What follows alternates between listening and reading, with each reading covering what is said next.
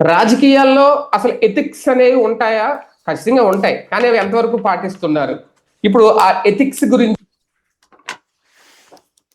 కూడా వైసీపీ ఎమ్మెల్యేలు జీతాలు తీసుకుంటున్నారు సభకు హాజరు కాకుండా అనేది. దీని మీద స్పీకర్ ఎథిక్స్ కమిటీ నుంచి ఒక నివేదిక కూడా అడిగారట.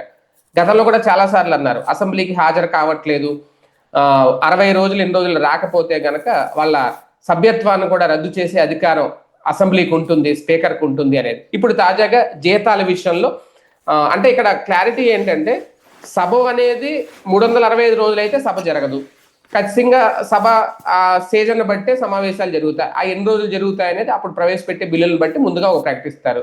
అంటే ఎమ్మెల్యేలకి జీతాలు అనేది ఓన్లీ సభకు వెళ్తే మాత్రమే ఇస్తారా? ఆ నియోజకవర్గానికి ప్రాతినిధ్యం వహిస్తున్నారు కాబట్టి శాసనసభ సభ్యుడిగా జీతాలు ఇస్తారా? ఒకవేళ సభకు వెళ్ళకపోతే ఇంకా జీతాలు తీసుకోకూడదా? ఇలాగా సామాన్య మానవులకు చాలా అనుమానాలే ఉన్నాయి. ఏంటి ఇదే అంశం మీద చర్చించే ప్రయత్నం చేద్దాం సార్. ఇప్పుడు అనేది ఒక నివేదిక ఇచ్చిన తర్వాత తెలుస్తుంది వీళ్ళ జీతాలు అసలు జీతాలు తీసుకోవడమే నేరమా, లేదంటే వీళ్ళ కూడా నిజంగా ఎథిక్స్ విలువలు తప్పేసి ప్రవర్తిస్తున్నారా వైసీపీ ఎమ్మెల్యేలు? ఏం జరుగుతాం ఇక్కడ మనకి ఎంతసేపటికి కూడా ఒక మైండ్ గేమ్ నడపడానికి మన చేతిలో ఉన్న పత్రికలతో మనకు అనుకూలంగా ఉండేటటువంటి వాళ్ళతో కబుర్లు చెప్పడం తప్ప గతంలో ఏం జరిగింది? ఇప్పుడు ఫర్ ఎగ్జాంపుల్ నాదెళ్ల మనోహర్ స్పీకర్గా ఉన్న టైంలో 150 మంది ఎమ్మెల్యేలు రాజీనామా చేశారు. మరి రాజీనామా చేశాక వాళ్ళు సభకి రాకూడదు కదా, ఎట్టొచ్చారు? జీతాలు తీసుకోకూడదు కదా, ఎట్ట తీసుకున్నారు? 3 సంవత్సరాలు వాళ్ళందరూ కూడా. ఇంకోటి ఎథిక్స్ ఉంటే అప్పుడు ఏం చేయాలి? లెక్క ప్రకారం అయితే స్పీకర్ అప్పుడే నిర్ణయం తీసుకోవాలి కదా. కానీ రాజకీయ అస్థిరత నెలకొంటుంది. 157 మంది ఎమ్మెల్యేలు రాజీనామా అంటే అసెంబ్లీ డిజాల్వ్ అయిపోయినట్టే, మెజార్టీ ఎమ్మెల్యే రెసిగ్నేషన్ కదా. దాంతో ఏం చేశారు? అలాగే నెట్టుకొచ్చి ఎలక్షన్స్కి కరెక్ట్గా లాస్ట్ సెషన్లో లాస్ట్ రోజున కొంతమంది రాజీనామాలు ఆమోదించినట్టు, కొన్ని రాజీనామాలు తిరస్కరించినట్టు చేసేసారు. It is a game, political game. ఇవాళ జరిగేది కూడా పొలిటికల్ గేమ్. పొలిటికల్ గేమ్లో ఎథిక్స్ లాంటి పదాలను తీసుకొచ్చి ఒకటి మాట్లాడతారు. వెరీ గుడ్, బాగుంది. ఎన్టీ రామారావు గారు 5 సంవత్సరాలు అసెంబ్లీకి వెళ్ళలేదు. ఆయన బాయ్కాట్ చేసి 5 సంవత్సరాలు ఒక్కరోజు కూడా అసెంబ్లీకి పోలేదు. తను ఓడించినందుకు ప్రతీకారం కిందన. మరి ఆయనకి ఎథిక్స్ ఉన్నట్టా లేనట్టా? ఎన్టీ రామారావు గారికి ఆయన పోనీ ఏమన్నా సభలో ఆయన ఎవరు అవమానించలేదు. ఇప్పుడు ఇంకా చంద్రబాబు గారు అయితే కనుక నా భార్యని అన్నారన్నారు, ఓకే, ఒక పాయింట్. మరి ఎన్టీ రామారావు గారిది అదేమంటే రోడ్డు మీద పడుకున్న రోజులు ఉన్నాయి. ఆయన ఎథిక్స్ ఉన్నట్టా లేనట్టా? అంటే ఆ రోజున ఎన్టీ రామారావు గారు చేస్తే గొప్ప, సభను కూడా బహిష్కరించిన మహానుభావుడు. ఆయన దెబ్బకి వణికిపోయారు. ఎవడు వణుకుతాడు? ఏం జరుగుతుంది బేసిక్గా రాజకీయం అన్నటువంటి దాంట్లో? కానీ ఆ రోజున అలా ఆర్భాట ప్రచారాలు చేశారు. చంద్రబాబు నాయుడు గారు 3 ఏళ్ల పాటు అటు అసెంబ్లీకి వెళ్ళలేదు కదా, ఇట్లా భువనేశ్వర్ గారి పాయింట్ని రైట్ చేసి. మరి ఆ రోజున ఆయన్ని ఎథిక్స్ ఉన్నట్టా లేనట్టా? తన కుటుంబానికి సంబంధించి అవమానించారు కాబట్టి బాయ్కాట్ చేశానన్నారు. ఇప్పుడు జగన్మోహన్ రెడ్డి ఏమంటున్నాడు? నువ్వు ప్రతిపక్ష స్థానం నాకు ఇవ్వండి అని అడిగాడు. నీకు అర్హత లేదయ్యా అన్నావు. Yes, correct.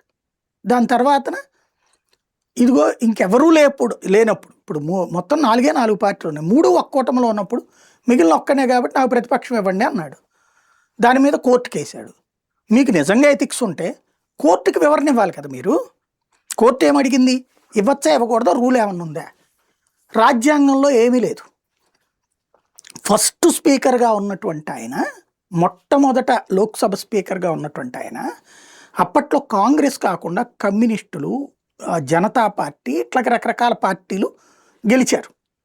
కాబట్టి ప్రతిపక్ష స్థానం మరి ఎవరికి ఇవ్వాలి? 5-6 గెలిచినప్పుడు.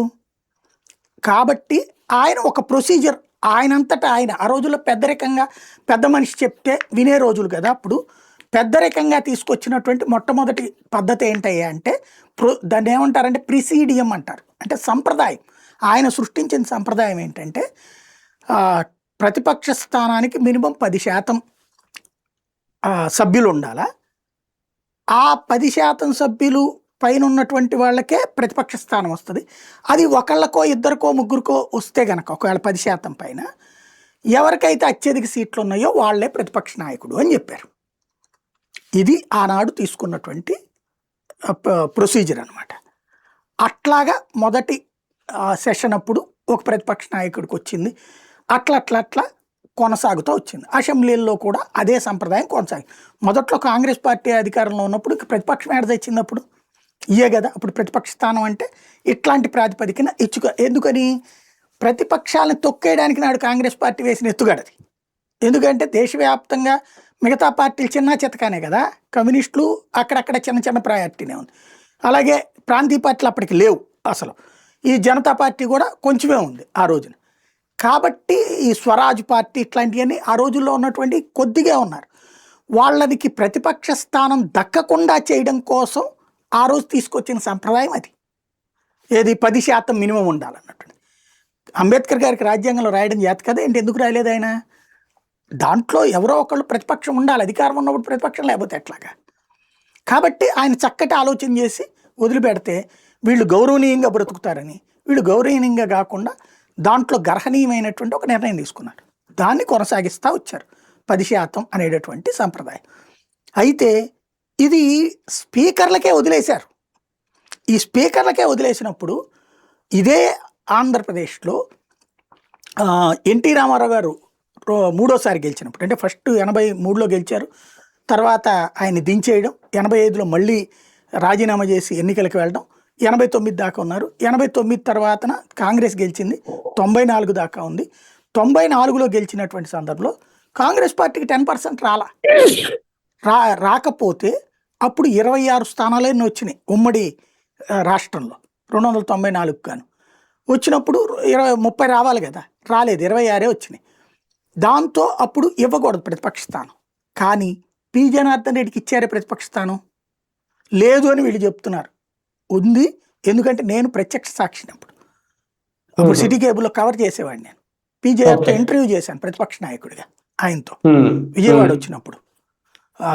పీజేఆర్ విజయవాడ వచ్చారనమాట 2-3 సార్లు కూడా ప్రతిపక్ష నాయకుడు హోదాలు.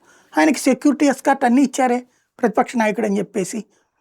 రికార్డు చూపెట్టలేదంటే అది నాకు తెలియదు. ఇక్కడైతే హోదా వచ్చింది, ఆయనకి తగినటువంటి భద్రత. అది పోనీ ఇప్పుడు జగన్మోహన్ రెడ్డికి మాజీ సీఎం హోదాలో సెక్యూరిటీ కల్పిస్తున్నాం అనొచ్చు. పోనీ పీజీఆర్కి అట్లా లేదుగా, మాజీ సీఎం కూడా కాదు కదా, మరి అట్లా ఇచ్చారు మీరు ఎస్కార్ట్ ఇవన్నీ కూడా హోదా. వాస్తవంగా అప్పుడు ఏం జరిగింది అంటే ఎన్టీ రామారావు దిగిపోయి చంద్రబాబు నాయుడు టేకప్ చేశారు కదా, ఆయన ఆ రోజున ప్రతిపక్ష స్థానం ఉండనీయమని చెప్పి వదిలేశారు. ఎందుకంటే కాంగ్రెస్ నుంచి సపోర్ట్ కూడా కావాలి కాబట్టి. అలాగా ప్రతిపక్ష నాయకుడికి ఉన్నాడు పీజీఆర్. ఆ తర్వాత ఇచ్చారు కదా. ఎక్కడ ఎందుకు మొన్న ఢిల్లీలో జరిగినటువంటి ఎన్నికల్లో భారతీయ జనతా పార్టీకి వచ్చింది 3 సీట్లే జాతీయ స్థాయి, ఇదే అక్కడ అసెంబ్లీలో, ఢిల్లీ అసెంబ్లీలో ప్రతిపక్ష స్థానం ఇచ్చాడు కేజ్రీవాల్. అప్పుడు తర్వాత 8 సీట్లే వచ్చినాయి, అప్పుడు ప్రతిపక్ష స్థానం ఇచ్చాడు కేజ్రీవాల్. అంటే అక్కడ ఉన్నటువంటి ప్రభుత్వపు ఆలోచన మీద ఆధారపడి ఉంటుంది. ఇప్పుడు జగన్కి ఇవ్వచ్చు, బట్ ఇక్కడ ప్రొసీజర్ ప్రకారం ఇవ్వదలుచుకోలేదు, ఎనఫ్ వదిలేసే. ఇప్పుడు కోడెల శివప్రసాదరావు గారు స్పీకర్గా ఉన్నప్పుడు రోజాని సస్పెండ్ చేస్తే రోజాని తిరిగి తీసుకోమని చెప్పి సుప్రీంకోర్టు ఆర్డర్ వేసింది. కానీ రానియలేదు, మా చేతిలో ఉన్న హక్కు అని చెప్పేసి, అధికారం అని చెప్పి. మరి అది ఎట్లాంటి ఎతికలు ఇక్కడ? అట్లాగే ఇక్కడ ఇవ్వదలుచుకోలేదు, నువ్వు ఇవ్వని దానికి ఇదిగో అని చెప్పారు, రైట్, వాళ్ళు రావట్లేదు. నా దృష్టిలో అయితే జగన్ చేస్తున్న తప్పది. అసెంబ్లీకి వెళ్ళాలి, కేసీఆర్ అయినా జగన్ అయినా అసెంబ్లీకి వెళ్ళాలి. వాళ్ళు అవమానిస్తే అవమానింప చేసుకోవాలి, ప్రజలు చూడాలి. ఆ చూసినప్పుడు ప్రజల్లో ఒక ఫీలింగ్ వస్తుంది, ఒక ఎమోషన్ వస్తుంది. కానీ వీళ్ళిద్దరూ ఒకసారి ముఖ్యమంత్రులు అయ్యాక వీళ్ళల్లో ఒక సైకలాజికల్గా ఒక ఈగో ఫీలింగ్స్ వచ్చేసినాయి. మేము తిట్టించుకోవడానికి సిద్ధంగా లేము. అంతకుముందు తిట్టించుకుని ప్రజల చేత సింపతి తెచ్చుకుని గెలవగలిగారు. అప్పుడు కేసీఆర్ అయినా మొన్న జగన్ అయినా సరే.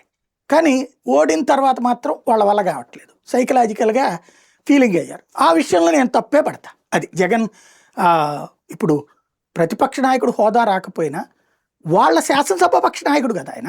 11 స్థానాల్లో ఉన్నటువంటి శాసనసభాపక్ష నాయకుడు. ఇప్పుడు విష్ణుకుమార్ రాజు వాళ్ళ శాసనసభాపక్ష నాయకుడు కదా, వాళ్ళకి 8.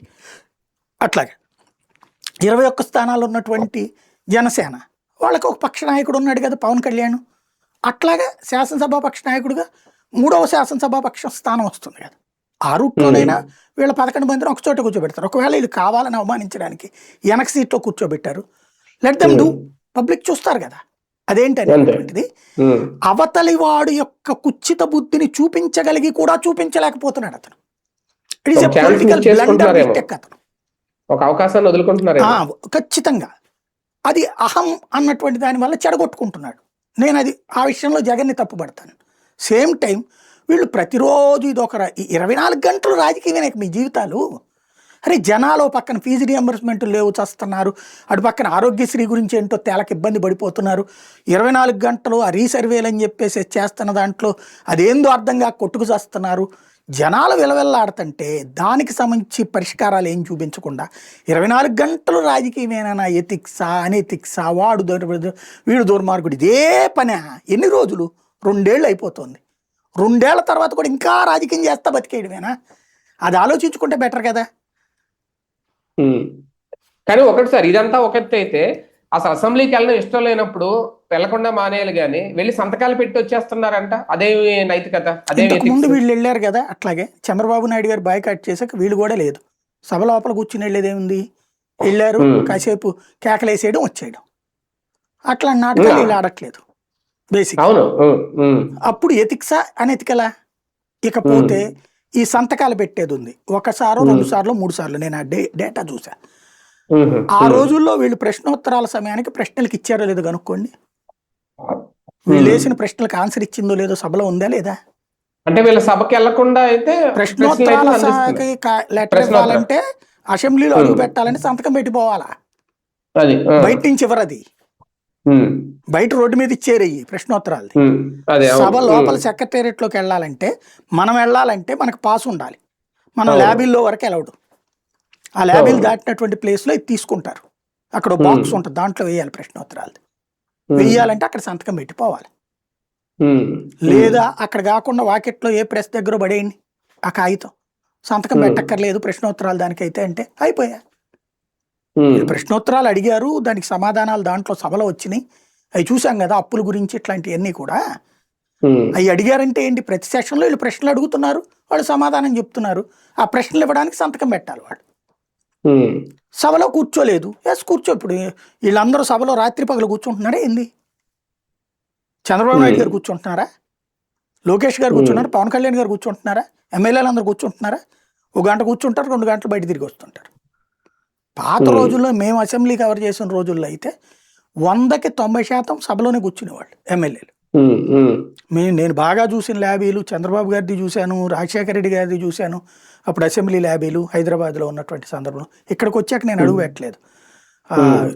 కోడెల శివప్రసాద్ గారు ఉన్నప్పుడు కూడా, అక్కడ ఉన్నప్పుడు నేను కమిటీ మెంబర్గా కూడా ఉన్నా. ఇది మీడియా కమిటీకి నాదెళ్ల మనోహర్ ఉన్నప్పుడు నేను కమిటీ మెంబర్గా ఉన్నాను. ఇక్కడ కోడెల శివప్రసాద్ గారు ఉన్నప్పుడు కూడా ఉన్నాను. అప్పుడు నాదెళ్ల మనోహర్ గారు ఉన్నప్పుడేమో అన్ని ఛానళ్ళ నుంచి ఒక్కొక్కళ్ళని పెట్టారు కమిటీగా, 20 మంది 25 మందిని. కోడెల శివప్రసాద్ గారు ఉన్నప్పుడు 10 మందితోనే కమిటీ వేశారు. ఆ 10 మందిలో నేను కూడా ఒక్కడిని. అప్పుడు చంద్రరాజప్ప గారితో వచ్చేటప్పటికి ఇది మీడియా అట్రాసిటీస్ కమిటీలో కూడా మెంబర్ గా ఉన్నాను నేను. అప్పుడు యూనియన్ సిఫార్సు చేశారనమాట అప్పుడు. కాబట్టి నేను అవన్నీ చూసినోండే వాటిట్లలో. బేసిక్ గా ఏంటంటే సభ ఇదివరకటి రోజుల్లో అయితే ఎమ్మెల్యేలు సిన్సియర్గా ఉండేవాళ్ళు. ఇంకోటి ఇప్పుడు వీళ్ళకి కూడా ఎందుకు ఇంట్రెస్ట్ ఉండట్లేదంటే, ఇప్పుడు నేను చూడండి తెలంగాణ అసెంబ్లీ నెలంతా పెడతాం అన్నారు కేసీఆర్ సంగతి ఇదని చెప్పేసి. సరే కేసీఆర్ కూడా తప్పది, శుభ్రంగా వచ్చి కూర్చుని ఆ ఇరిగేషన్ గురించి మాట్లాడాలి. మళ్ళీ తను మాట్లాడడం ఏం చేస్తే అటెన్షన్ అంతా తన వైపుకి వచ్చేస్తే తన కొడుక్కి దెబ్బని అతను ఆగుతున్నాడు. ఇప్పుడు ఇక్కడైనా అదే, జగన్ పోని తను కాకపోతే మిగతా ఎమ్మెల్యేలు పంపించవచ్చు. కానీ ఇప్పుడు కనుక మండల్లో బొత్సాకి ఎట్లా క్రేజ్ వస్తుందో ఇక్కడ ఏ పెద్దిరెడ్డికో క్రేజ్ వస్తుందని ఆగుతున్నాడు ఆయన. అది తప్పే నన్ను అడిగితే. రెండో వాళ్ళని కూడా ఎదగనేయాలి. ఇప్పుడు రాజశేఖర రెడ్డి ఉన్నప్పుడు బోల్డ్ అంతమంది మాట్లాడేవాళ్ళు, చంద్రబాబు నాయుడు ఉన్నప్పుడు బోల్డ్ అంతమంది మాట్లాడేవాళ్ళు. నన్ను అడిగితే షాడో గవర్నెన్స్ అనేది రాజశేఖర రెడ్డి చంద్రబాబుకి పెట్టిన ఎత్తు. అప్పట్లో చంద్రబాబు నాయుడు ముఖ్యమంత్రిగా ఉన్నప్పుడు, రాజశేఖర రెడ్డి ప్రతిపక్ష నాయకుడిగా ఉన్నప్పుడు ఒక్కొక్క శాఖ ఒక్కొక్క ఎమ్మెల్యేకి అప్పచెప్పాడు రాజశేఖర రెడ్డి, తన పార్టీలో ఉన్నటువంటి వాళ్ళు.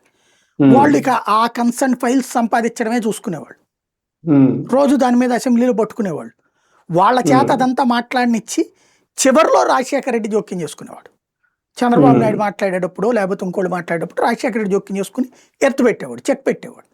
అట్లా ప్రతిపక్షం ఒక వ్యూహాత్మకంగా నడిపాడు. అట్లాంటి వ్యూహం జగన్ దగ్గర మిస్సింగ్. అది రెండవది ఇక్కడ సభ లోపలికి వెళ్ళలేకపోవడం ఒకటి, సభకి వెళ్లకుండా జీతాలు తీసుకోవడం ఒకటి. ఇక్కడ రేపొద్దున ఏదో వీళ్ళు రూల్ చెప్తున్నారు కదా, 60 రోజులకి ఎక్కువ సభకు హాజరు కాకపోతే సభ్యత్వం రద్దు చేస్తామని. ఇప్పుడు ఈ నివేదిక ఏమిస్తుంది అనేది ఎథిక్స్ కమిటీ రద్దు చేసే అవకాశం ఏమన్నా ఉంటుందా సభ్యత్వం? ఏ డ్రామా ఆడతారండి, చేసినా ఇవన్నీ ఏదిగా చచ్చేది కదా. 60 రోజులు అనేటటువంటి దాని ప్రకారం అయితే కనుక ఇప్పుడు వీళ్ళందరిది ఇప్పటిదాకా అటెండ్ అయినట్టే లెక్క. అయిన తర్వాత ఇప్పుడు సంతకాలు పెట్టారు కాబట్టి. సంతకాలు పెట్టారు కాబట్టి అయిపోయినట్టే. కాదని చెప్పడానికి ఊరికినే ఉపన్యాసాలు ఇవ్వగలరు కానీ యాక్షన్ తీసుకోమనండి. రేపు పొద్దున సుప్రీంకోర్టు దాకా వెళ్తుంది ఇష్యూ. ఇప్పుడు జరిగేది ఏంది అంటే రాబోయేటటువంటి రోజుల్లో ఈ పాయింట్ ఒకటి వస్తుంది. మన దాన్ని ఏమంటారంటే సభకి సంబంధించి జగన్ విషయంలో తీసుకోవచ్చు. అది ఎప్పుడు టోటల్గా నీకు ఇన్ని రోజుల సభల్లో 60 రోజుల పాటు రాకపోతే అనేది లెక్క. అది కూడా అసెంబ్లీ తీసుకున్న నిర్ణయమే. దానికి జగన్ ఏం వెళ్తాడు కోర్టు కేసి. నేను ఆల్రెడీ కోర్టులో వేసానండి, కోర్టు స్పీకర్కి నోటీస్ ఇచ్చింది. ఏమయ్యా ఆయన అడుగుతున్నాడు ప్రతిపక్ష స్థానం పరిస్థితి ఏంటని. సమాధానం చెప్పాల స్పీకర్ ఈ రోజు వరకు. మీరు అది తేల్చే వరకు నన్నట్టు యాక్షన్ తీసుకుంటారు, స్టే ఇవ్వమంటాడు, కథం. కోర్టు కూడా తేల్చాలి కదా. ఇప్పుడు ఇదివరకు అయితే కనుక శాసనసభ వ్యవహారాలు కోర్టులు జోక్యం చేసుకునేది కాదు. కానీ క్రమంగా ఆ గౌరవాన్ని స్పీకర్లు కోల్పోయారు. రాజకీయ పార్టీ కార్యకర్తలాగా మాట్లాడుతున్నారు వాళ్ళు. రాజకీయ పార్టీ కార్యకర్తలాగానే పనిచేస్తున్నారు. ఇప్పుడు ఒక ఆయన పేరేంటి, మన అమలాపురం బాలయోగి స్పీకర్గా ఆయన నిష్పక్షపాతంగా చేశాడు. అట్లాగే కమ్యూనిస్ట్ నాయకుడు అప్పట్లో లోక్సభకి స్పీకర్గా చేసినప్పుడు అద్భుతంగా పనిచేసుకొచ్చారు. బ్యాలెన్సింగ్ చెయ్యాలి స్పీకర్ అంటే. ఇప్పుడు నిన్న జడ శ్రవణ్ కుమార్ అడిగితే వీళ్ళే ఆర్టీఐ యాక్ట్ ప్రకారం ఇచ్చారు సమాధానం. ఇంతవరకు పార్టీకి రాజీనామా చేయలేదు వీళ్ళు. చేసిన లెటర్లు అక్కడేం సబ్మిట్ చేయాలి సెక్రటేరియట్. నువ్వు ఇప్పుడు ఆయన ఒకటి విధానంగా చూసుకోండి. సాక్ష్యంగా మన వెంకయ్యనాయుడు గారు ఉపరాష్ట్రపతి అయ్యాక వెంటనే పార్టీకి రాజీనామా చేశాడే, ఎన్నికల్లో పోటీ చేసేటప్పుడే చేసి. ఆ తర్వాత ఆయన వాటికి కూడా మళ్ళీ పార్టీలోకి వెళ్ళలేదే, వెనక్కి సభ్యత్వం తీసుకోలేదే. ఎందుకంటే అది గౌరవం, బాధ్యత. వెంకయ్యనాయుడు గారికి ఉన్న విలువలు వీళ్ళ దగ్గర ఉన్నాయా? అక్కడ విలువల గురించి మాట్లాడాలంటే కరెక్ట్, ఆ విలువలు నీ దగ్గర ఉండాలి. మేము చెప్పేటప్పుడు విలువల గురించి చెప్తాం కానీ మా దగ్గర ఆ విలువలు ఉండవు అనుకుంటే ఏముంటది? ఎథిక్స్ ఎదుటి వారిగా గానీ మనకు లేవు. విలువలు ఉన్నవాడు విలువల గురించి మాట్లాడచ్చు, బాగుంటుంది అప్పుడు. అదే కదా. రైట్, చూద్దాం. ఇప్పుడు వైసీపీ ఎమ్మెల్యేలకి నిజంగా ఎథిక్స్ లేవా? వాళ్ళు సభకు వెళ్లకుండా జీతాలు తీసుకోవడం అనేది ఒకటి పెద్ద నేరమా? అంటే దీని వెనకన్నా రాజకీయ వ్యూహం ఉందా? లేదు నిజంగా చట్ట ప్రకారం వాళ్ళ మీద ఏమైనా చర్యలు తీసుకుంటారా? ఎథిక్స్ కమిటీ ఇచ్చే నివేదిక మీద ఆధారపడి ఉంటుంది స్పీకర్ ఎలాంటి డెసిషన్ తీసుకుంటారు, వేచి చూద్దాం.